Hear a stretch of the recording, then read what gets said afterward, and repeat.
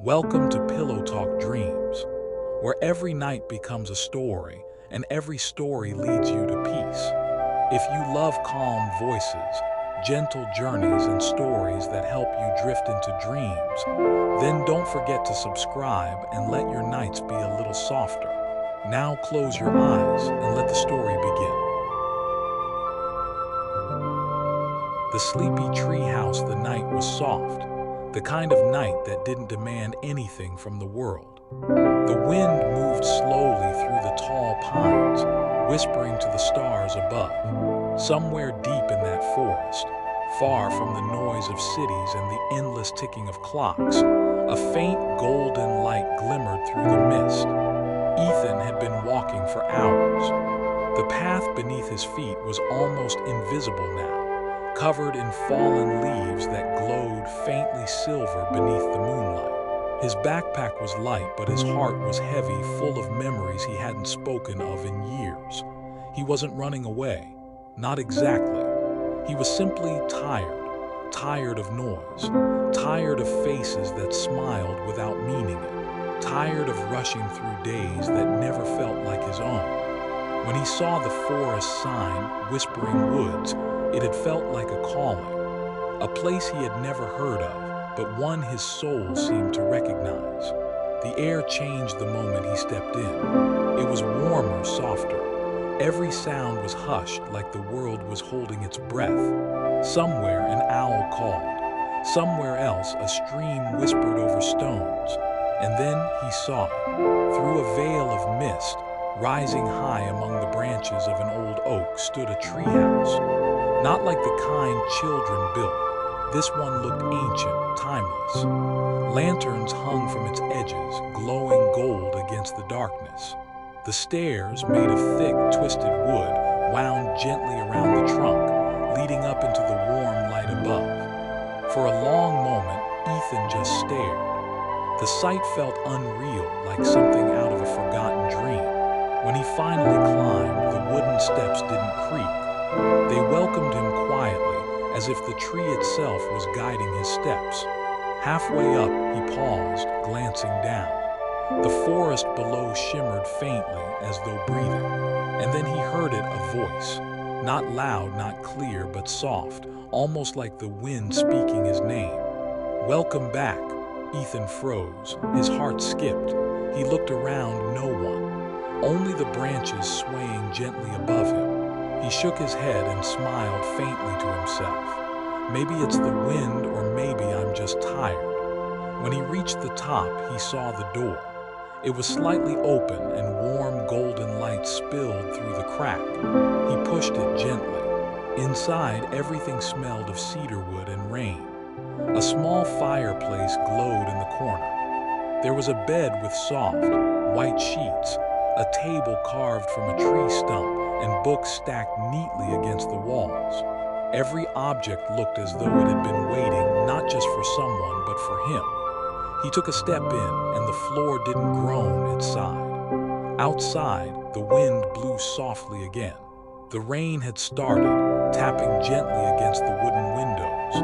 And then he saw her. A woman sat in a chair near the window, her long hair the color of twilight. She didn't seem surprised to see him. She only smiled, a soft, knowing smile that reached her eyes. "You found it," she said quietly. Ethan blinked, unsure if he should speak. I didn't mean to intrude. I was just lost," she finished for him, still smiling. Her voice was calm, steady, like the rhythm of raindrops.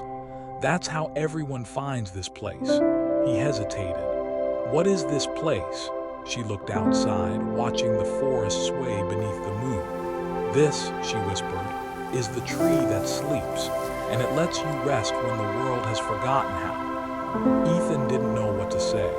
He just stood there, feeling the strange peace of the room wrap around him.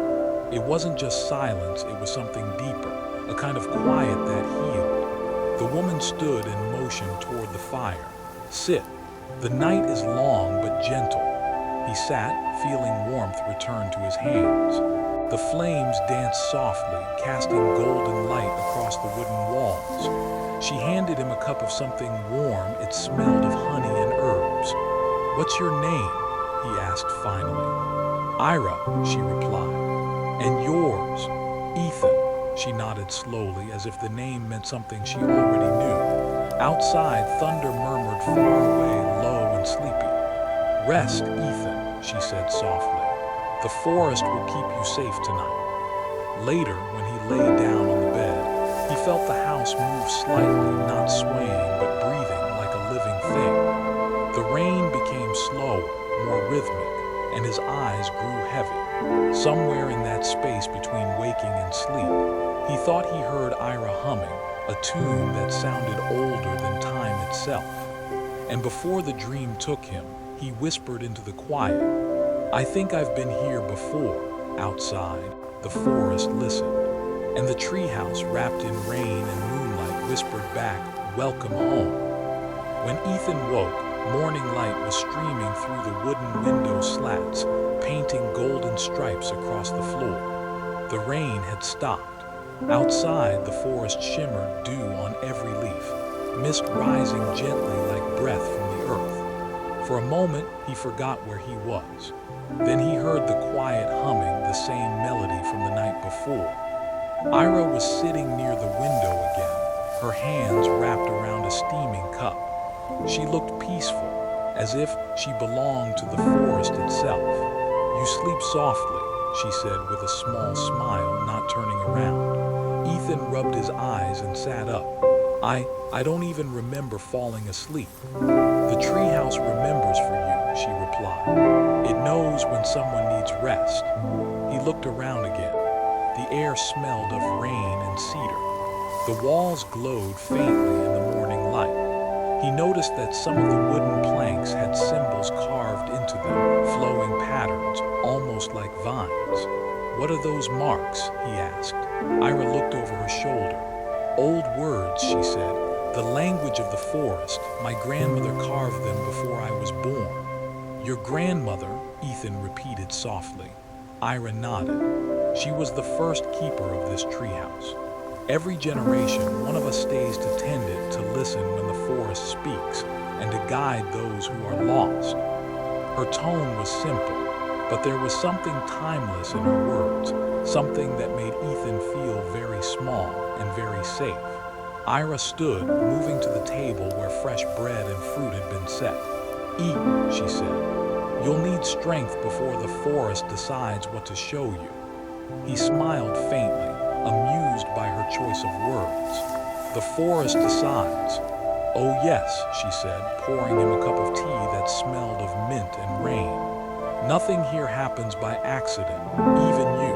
Ethan hesitated, taking the cup slowly. "I didn't plan to come here. I was just walking and the trees called," she finished for him. "They do that sometimes." Her eyes were calm, yet full of secrets, like moonlight reflecting off still water. They stepped outside after breakfast. The air was cool and soft, the forest alive with quiet sounds, the trickle of a distant stream, the rustle of branches, the heartbeat rhythm of nature waking up. The treehouse was larger than Ethan had realized. Bridges connected it to smaller platforms. One held a swing that swayed lazily in the breeze. Another led to a deck where wind chimes whispered softly. "This place is," he began, searching for words. "Alive," she said gently. "It listens, it remembers, and it heals. Everyone who finds it leaves a part of themselves here." "And you?" he asked, turning to her. "Why did you stay?" Ira looked toward the horizon. "Because I couldn't leave. The forest chose me." Her gaze softened and she added quietly, "Sometimes peace doesn't ask you to stay. It just doesn't let you go."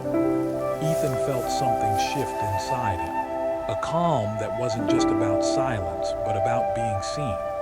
For the first time in a long while, he didn't feel like a stranger in his own skin. As they walked, she showed him a small pool beneath the treehouse, its surface perfectly still. "This is where dreams rest before they're born," she said softly. He knelt beside it, watching his reflection ripple. "Dreams, yes, the ones that people forget when they wake. They come here to sleep under the trees. Ethan smiled faintly. You make it sound like dreams are alive. They are, Ira said, looking at him. Just like people. They wander, they fade, they return. Her voice carried something familiar, something that tugged at the edge of his mind. He didn't know why, but he felt as if he had heard her words long ago, maybe in a dream, maybe in another life. By evening, the forest glowed again. Fireflies drifted lazily through the air, their lights blinking in rhythm with the soft sounds of night. Ira lit the lanterns around the deck, their warm glow reflecting in her eyes. Ethan leaned on the railing, staring at the endless stretch of trees. It's strange, he murmured. I've spent years trying to escape noise, but now I'm afraid of what happens when it's gone. Ira turned toward him, her voice almost a whisper. Silence doesn't mean you're alone. It means the world finally has time to speak back. He looked at her, their eyes meeting in the golden light. For a moment the world slowed. The sound of wind faded. The stars seemed to lean closer. There was something unspoken between them, something gentle, like the warmth between two candles.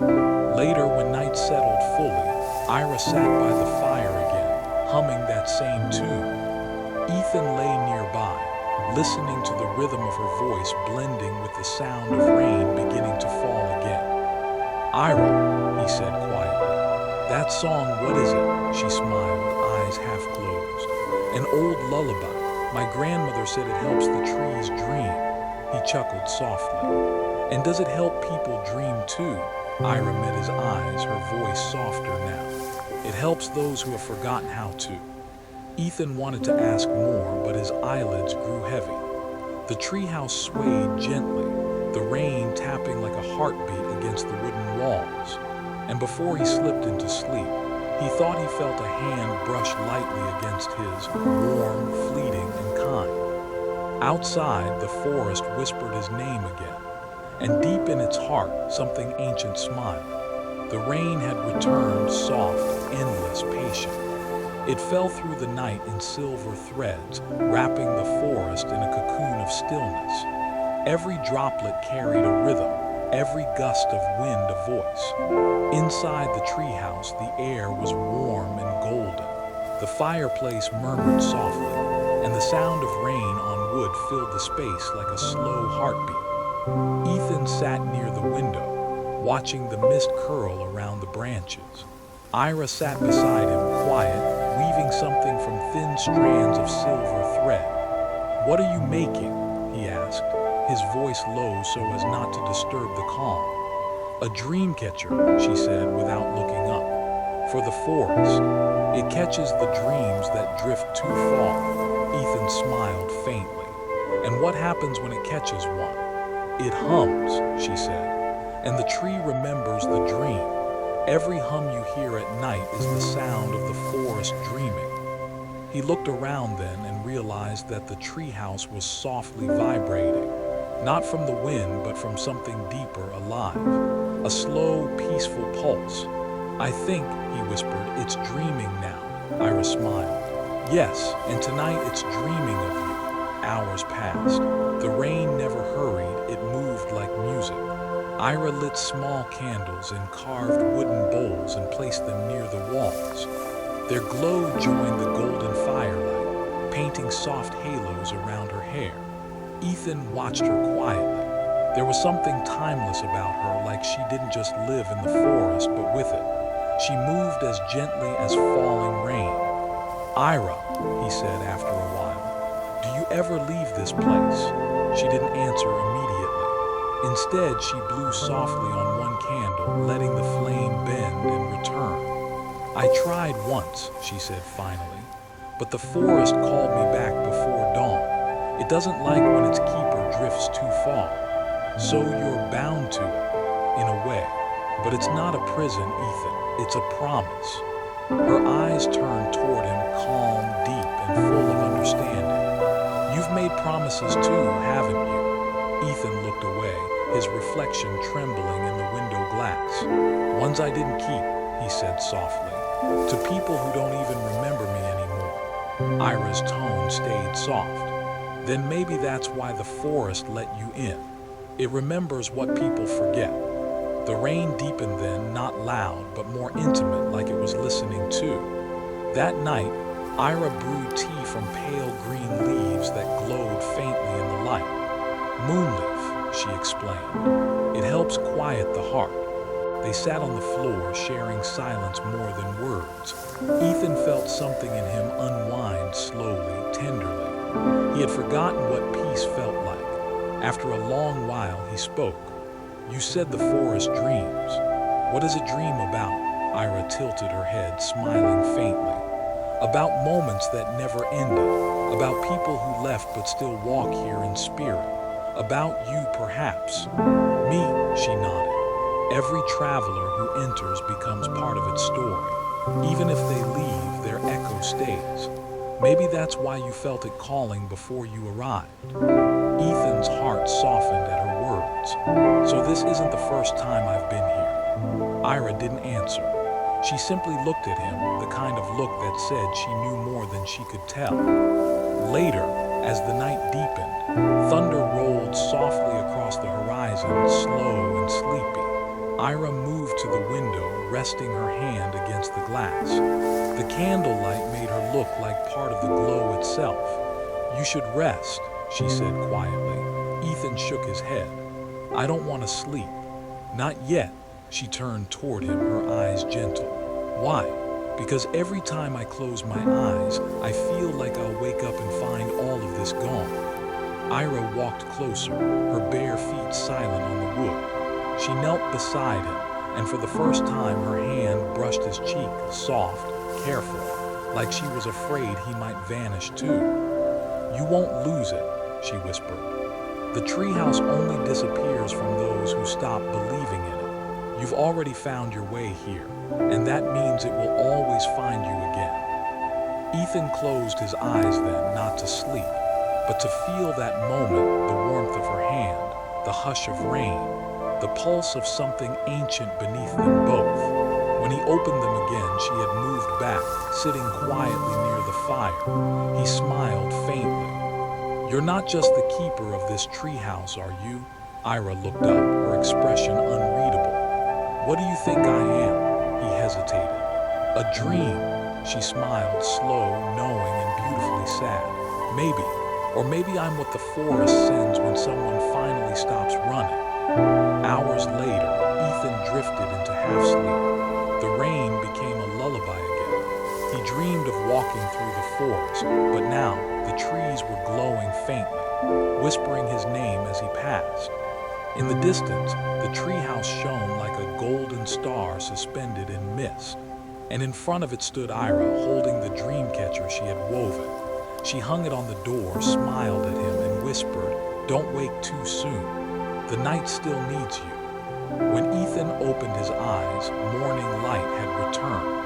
The rain had stopped, but on the wall above his bed, the new dream catcher was hanging, glowing softly, humming quietly. Ira was nowhere to be seen.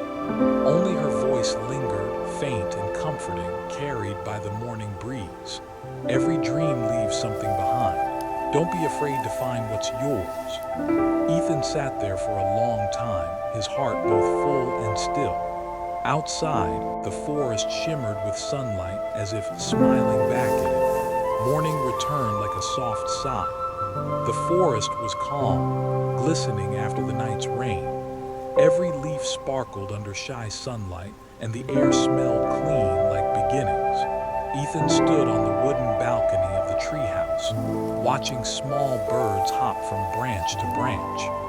Everything here moved slowly, deliberately, as if the world had agreed to breathe together for one peaceful moment. But something felt different. The air carried a quiet hum, a deeper warmth. It came from inside the treehouse, a soft, golden glow spilling through the cracks in the floor. He stepped inside, curious. The glow came from a small, carved box placed on the table. It hadn't been there before. Beside it lay a folded note, written in looping, delicate handwriting. Follow the light when the day turns quiet. The forest has something to show you. Ira, he opened the box carefully. Inside lay a lantern, old, delicate, its metal frame etched with swirling patterns that looked like vines wrapping around stars. The light inside it wasn't fire. It pulsed like a slow heartbeat, warm, alive, almost breathing. When he lifted it, the glow strengthened, spreading through the room like sunrise. The air around him shimmered faintly, as though invisible threads were connecting him to the forest outside. He whispered to himself, "The dream lantern." The moment he spoke the words, the light responded, flickering once, then steadying as if acknowledging its name. As evening came, Ethan took the lantern outside. The forest was quieter than usual, not asleep, but listening. He walked along a narrow path that led down to the stream Ira had shown him before.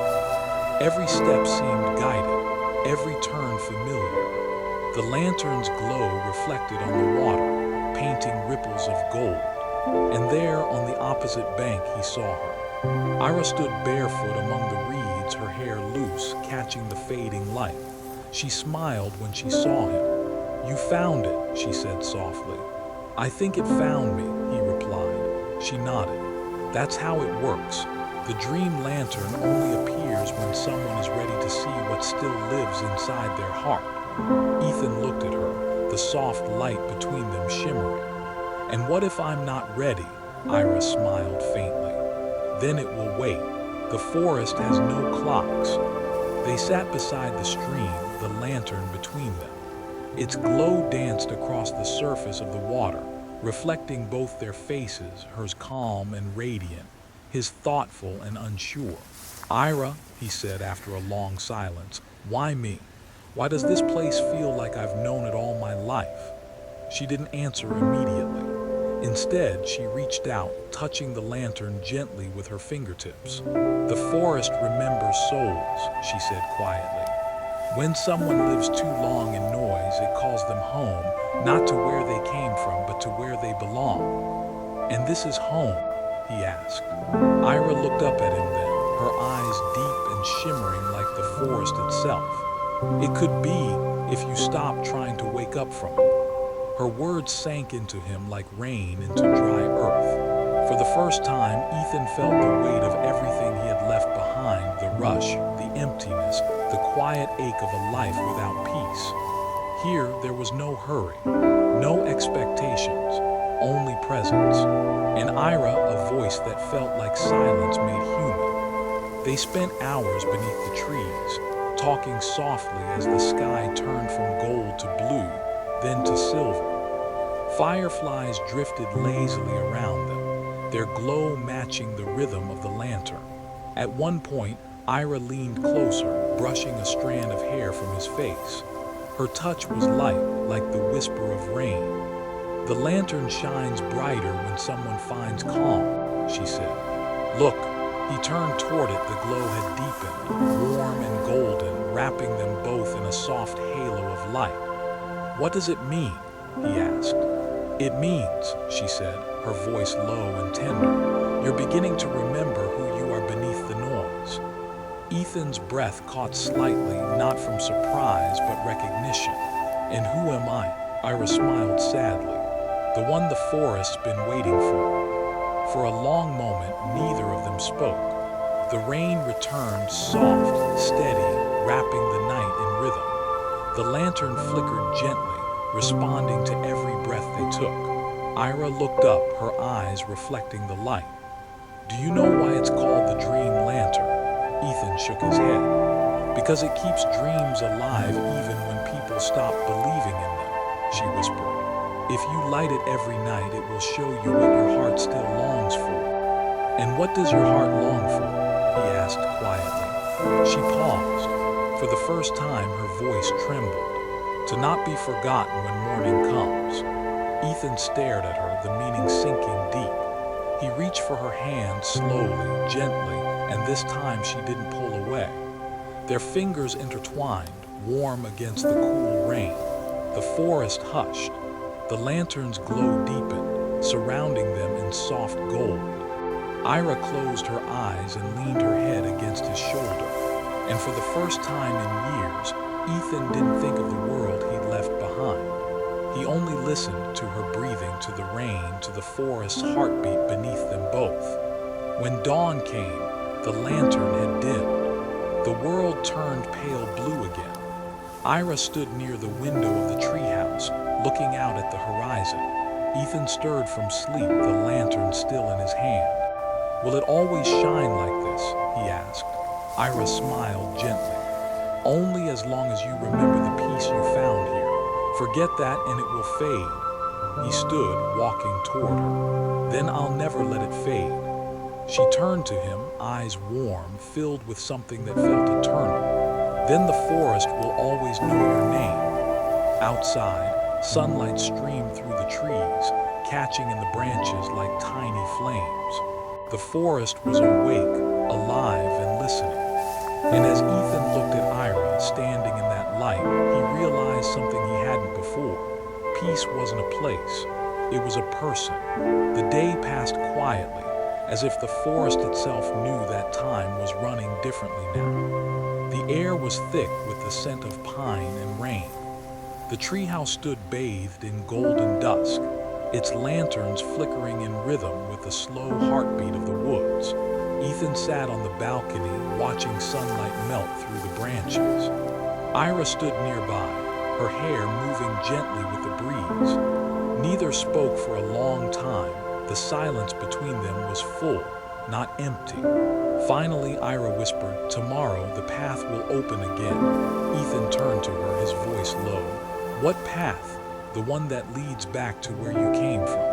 He looked down at his hands. "So it's time to leave." Her eyes softened. "The forest never keeps anyone. It only gives them what they came here to find." A hush fell between them. The evening light deepened, painting the wood in soft amber hues. The forest began to hum again, that same sound he had heard the first night.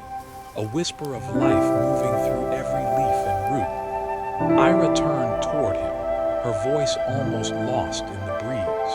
"You've changed since you came here." Ethan smiled faintly. "I've remembered how to breathe." She nodded, her lips curving in a quiet smile. "Then the forest has done its work." "But what about you?" he asked. "You'll stay here alone." Ira looked out into the endless trees. "Alone is not the same as lonely. The forest speaks to me, it always has." Ethan studied her face, the calm in her expression, the soft glow in her eyes. "You make it sound so easy," he said. Her gaze met his. "It isn't. Every time someone leaves, they take a piece of light with them. The tree remembers, but memory isn't the same as presence." He understood then the quiet ache behind her calm.